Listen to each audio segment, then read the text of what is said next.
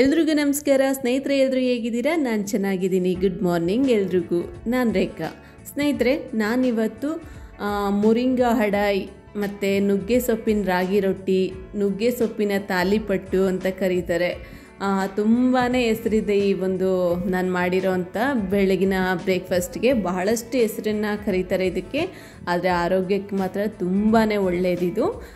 ಇದ್ರ ಜೊತೆ ನಾನು ಬಹಳನೇ ಒಂದು ಡಿಲೀಷಿಯಸ್ ಆದಂಥ ಟೊಮೆಟೊ ಚಟ್ನಿ ಮಾಡಿದ್ದೀನಿ. ಇದು ಕೂಡ ಅಷ್ಟೇ ತುಂಬಾ ಟೇಸ್ಟಿಯಾಗಿರುತ್ತೆ. ಮಾಡಿಟ್ಕೊಂಡ್ರೆ ಎಲ್ಲ ರೊಟ್ಟಿಗಳಿಗೂ ಚಪಾತಿಗಳಿಗೂ ಸೂಟ್ ಆಗುತ್ತೆ ಈ ಒಂದು ಚಟ್ನಿ. ಬನ್ನಿ, ನಾನು ಈ ವಿಡಿಯೋ ಶುರು ಮಾಡೋದಕ್ಕಿಂತ ಮುಂಚೆ ಪ್ಲೀಸ್ ನನ್ನ ಚಾನಲ್ ನೋಡ್ತಿರೋರೆಲ್ಲ ಈ ವಿಡಿಯೋ ಪೂರ್ತಿ ನೋಡಿ ಸಬ್ಸ್ಕ್ರೈಬ್ ಆಗಿ ಸಪೋರ್ಟ್ ಮಾಡಿ.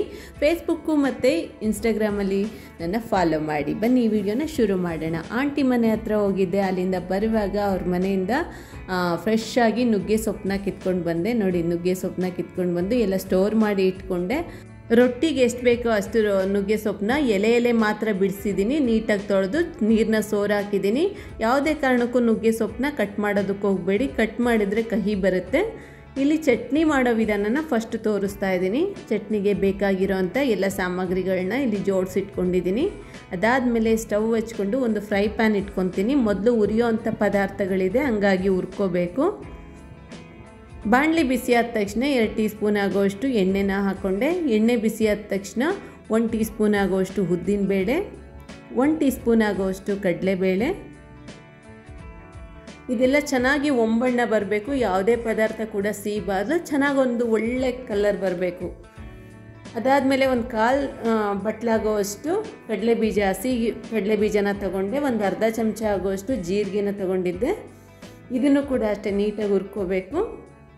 ಈಗ 2 ಒಣಮೆಣ್ಸಿನ್ಕಾಯಿ ಖಾರಕ್ಕೆ, 4 ಬ್ಯಾಡಗಿ ಮೆಣಸಿನ್ಕಾಯಿ ಹಾಕ್ತಾಯಿದ್ದೀನಿ ಕಲರ್ಗೋಸ್ಕರ, ಕಲರ್ ಚೆನ್ನಾಗಿರುತ್ತೆ ಅಂತ. ಒಂದು 5-6 ಇಳ್ಕು ಬೆಳ್ಳುಳ್ಳಿ, 1 ಹಸಿಮೆಣಸಿನ್ಕಾಯಿ ಖಾರಕ್ಕೆ. ಅದಾದಮೇಲೆ 1 ಮೀಡಿಯಮ್ ಗಾತ್ರದ ಈರುಳ್ಳಿನ ತೊಗೊಂಡಿದ್ದೀನಿ.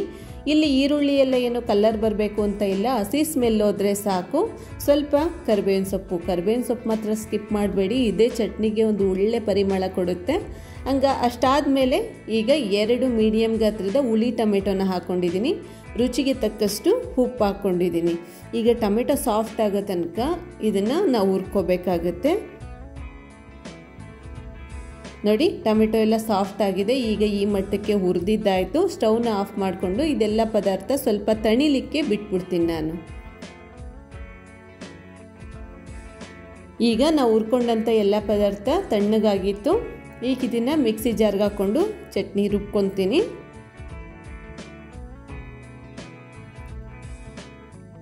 ಇದಕ್ಕೆ ಜಾಸ್ತಿ ನೀರು ಹಾಕ್ಕೊಳ್ಳೋಕೆ ಹೋಗಬಾರ್ದು, ಮತ್ತು ನುಣ್ಣು ಕೂಡ ರುಬ್ಕೋಬಾರ್ದು, ದರ್ದರಿಯಾಗಿ ರುಬ್ಕೋಬೇಕು. ನೀವು ಜಾಸ್ತಿ ನೀರು ಹಾಕೇ ಇಲ್ಲ, ನೀವು ಒಳಕಲ್ಲಲ್ಲೆಲ್ಲ ಹಾಡಿಸಿಟ್ಕೊತೀರ ಅಂದರೆ ತಿಂಗಳಾನ್ಗಟ್ಲೆ ಇಟ್ಕೋಬೋದು. ತುಂಬ ಚೆನ್ನಾಗಿರುತ್ತೆ, ಕೆಡೋದಿಲ್ಲ. ನೋಡಿ, ನಾನು ಸ್ವಲ್ಪ ನೀರು ಹಾಕಿದ್ದೀನಿ. ನಾವು ಇವತ್ತೇ ಖಾಲಿ ಮಾಡಿಬಿಡ್ತೀವಿ ಈ ಚಟ್ನಿನ.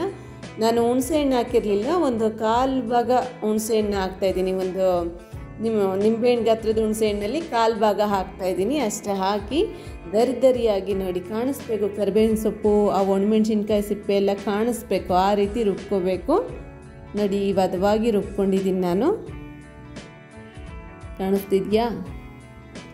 ಈಗ ಈ ಚಟ್ನಿನ ನಾನು ಬೇರೆ ಒಂದು ಬೌಲ್ಗೆ ಟ್ರಾನ್ಸ್ಫರ್ ಮಾಡಿಕೊಂಡು ಇದಕ್ಕೆ ಒಗ್ಗರಣೆ ಕೂಡ ಹಾಕ್ಕೊತೀನಿ. ಇಲ್ಲ ಅಂದರೂ ಕೂಡ ಚೆನ್ನಾಗಿರುತ್ತೆ, ತೊಂದರೆ ಇಲ್ಲ. ಆದರೆ ನಾನಿಲ್ಲಿ ಒಗ್ಗರಣೆ ಹಾಕ್ತಾಯಿದ್ದೀನಿ.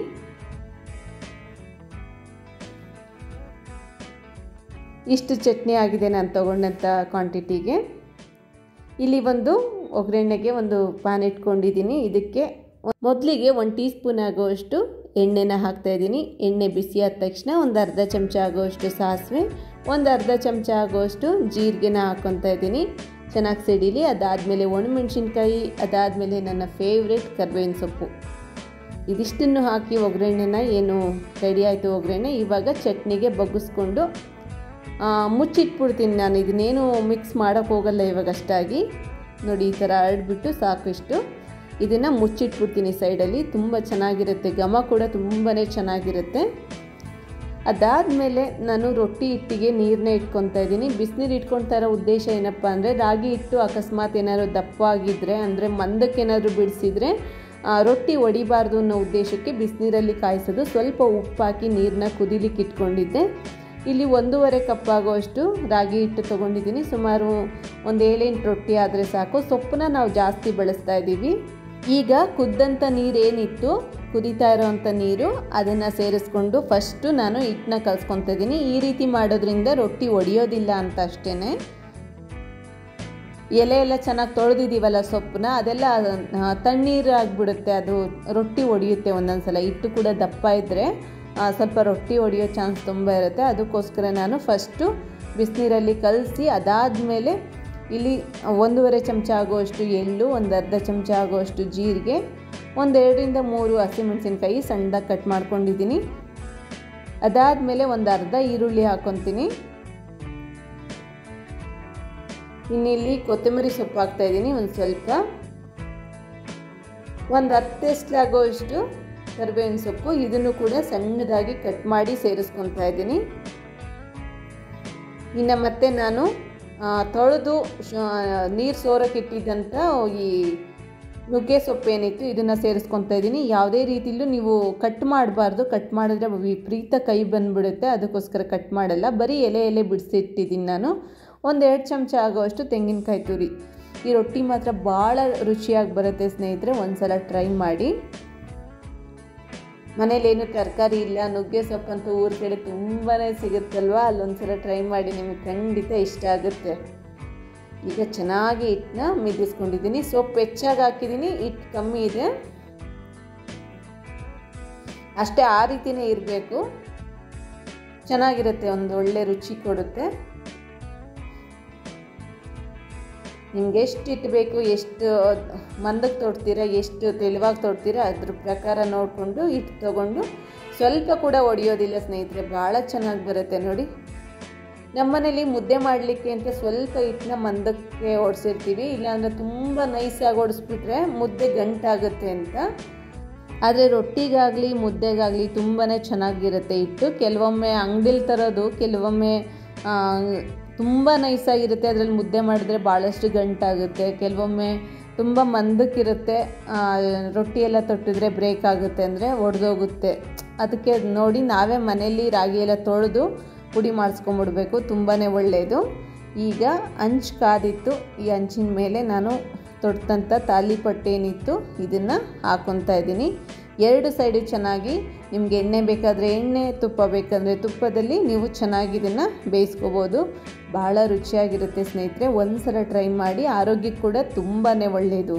ರಾಗಿ ಆಗಿರ್ಬೋದು, ನುಗ್ಗೆ ಸೊಪ್ಪು, ಎಳ್ಳು, ಇದೆಲ್ಲ ಈ ಚಳಿ ಟೈಮಲ್ಲಿ ತಿನ್ನಬೇಕು. ಹಾಗಾಗಿ ಒಂದು ಸಲ ಟ್ರೈ ಮಾಡಿ, ಖಂಡಿತ ನಿಮ್ಗೆ ಇಷ್ಟ ಆಗುತ್ತೆ. ಮಾಡಿದಂಥ ನುಗ್ಗೆ ಸೊಪ್ಪಿನ ರೊಟ್ಟಿ, ತಾಲಿಪಟ್ಟು ಏನು ಹೇಳ್ತಾರೆ, ಇದು ಮೊರಿಂಗಾ ಅಡ, ಎಷ್ಟೊಂದು ಹೆಸರಿದೆ ಇದಕ್ಕೆ. ಒಂದು ಸಲ ಟ್ರೈ ಮಾಡಿ, ನಿಮಗೆ ಖಂಡಿತ ಇಷ್ಟ ಆಗುತ್ತೆ, ತುಂಬಾ ಇಷ್ಟ ಆಗುತ್ತೆ. ಇದಂತೂ ಬೆಳಗಿನ ಒಂದು ಒಳ್ಳೆ ಹೆಲ್ತಿ ಬ್ರೇಕ್ಫಾಸ್ಟ್ ಇದು. Thank you so much video ನೋಡಿದ್ದಕ್ಕೆ ಎಲ್ರಿಗೂ ಕೂಡ ನಮಸ್ಕಾರ.